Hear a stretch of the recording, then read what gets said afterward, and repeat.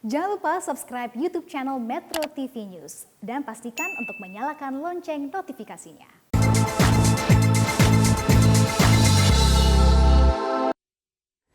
Pemirsa, pemerintah Indonesia memutuskan untuk mengembangkan infrastruktur penunjang digital untuk seluruh wilayah di Indonesia.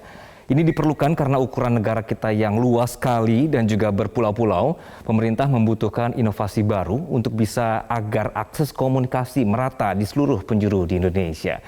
Nah, inilah yang membuat peta dan arah kebijakan teknologi komunikasi negara ini harus ditata dan diperketat. Di Indonesia tidak bisa mengandalkan kabel serat optik saja untuk bisa meratakan akses internet. Namun kini teknologi berbasis satelit juga akan diperkuat lagi. Harapannya dengan kombinasi kabel serat optik dan satelit semakin banyak wilayah yang bisa dijangkau untuk berkomunikasi secara digital. Mulai tahun ini program pengadaan satelit internet akan diperbesar dengan perkiraan pertengahan tahun 2023 sudah bisa meluncur dan memulai rangkaian sistemnya. Kementerian Komunikasi dan Informatika akan mengirim 7 satelit cadangan untuk memperkuat layanan komunikasi di Indonesia. Nah, tujuannya apa? Ini dia informasinya bahwa pembangunan infrastruktur ini diperlukan untuk memangkas kesenjangan digital di wilayah daerah tertinggal, kemudian juga terdepan dan juga terluar. Sehingga tidak ada lagi yang namanya sinyal internet kuat hanya di daerah perkotaan atau juga pulau-pulau besar saja. Saat ini kita sudah memiliki jaringan fiber optik di darat dan juga dasar laut sepanjang 360.000 kilometer. Ini kalau direntangkan pemirsa dari ujung ke ujung, panjangnya bisa mengitari bumi. Namun apakah kabel yang panjang ini sudah cukup? Ternyata juga belum melayani seluruh wilayah Indonesia karena pemerintah tetap harus menghubungkan seluruh titik-titik yang belum terhubung agar arus data bisa disalurkan dengan baik dan juga merata. Apalagi tidak semua titik ini bisa dihubungkan dengan jaringan fiber optik di Indonesia. Sehingga harus dikombinasikan dengan microwave link berupa komunikasi satelit. Nah, dengan adanya sistem kombinasi fiber optik dan juga satelit ini, jaringan yang sudah ada bisa lebih mumpuni atau jaringan yang bahkan belum ada sama sekali, ini bisa dibangun dan memiliki kapasitas dan kemampuan yang sama dengan daerah lain. Nama proyeknya, pemirsa, ini adalah Satria 1 dan juga Hot Backup Satellite atau juga sistem satelit pendukung direncanakan mulai dibangun pada kuartal 1 2022 dan akan mengorbit pada kuartal 1 2023. Pemerintah memilih teknologi terbaru dan sesuai dengan kebutuhan wilayah kepulauan di ekuator. Jadi teknologi yang digunakan adalah software defined satellite atau juga satelit yang wilayah layanannya bisa diatur melalui software di hulu.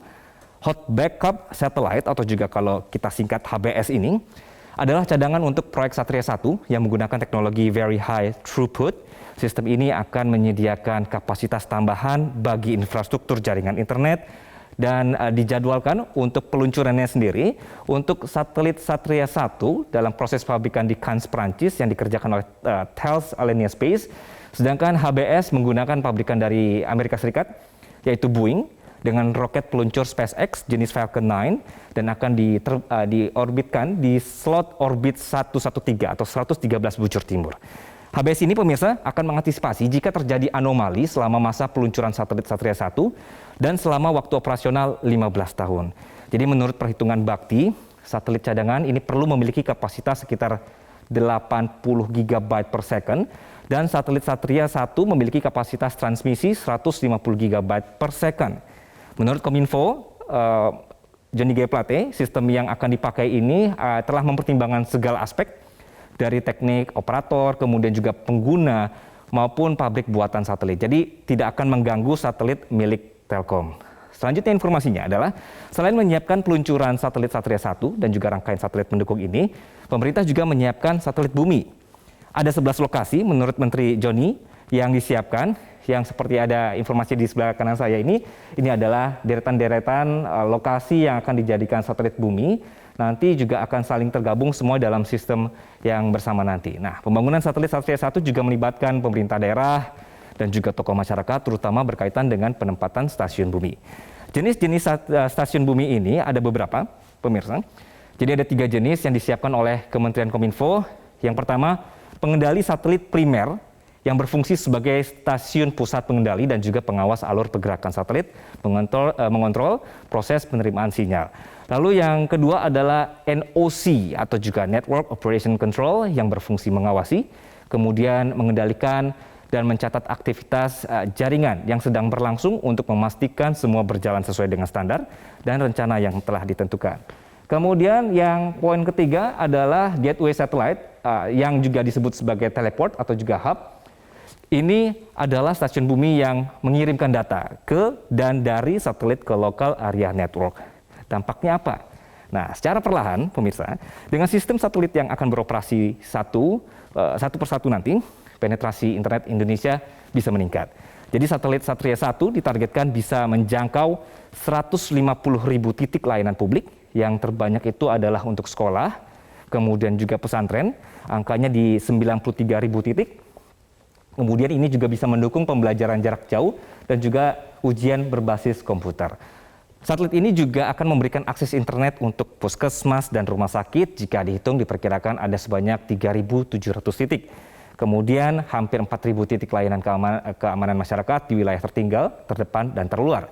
Jadi dengan adanya satelit ini, hampir 50.000 titik kantor desa, kelurahan, kecamatan, dan kantor Pemda lainnya, serta kantor-kantor layanan publik, ini bisa terjangkau semuanya. Wow, keren ya.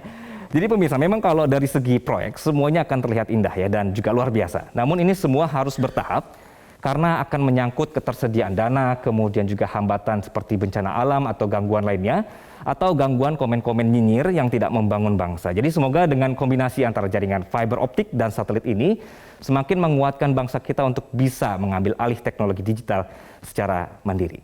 Saya Anggi Asibuan, kita akan berjumpa selanjutnya di Metropedia.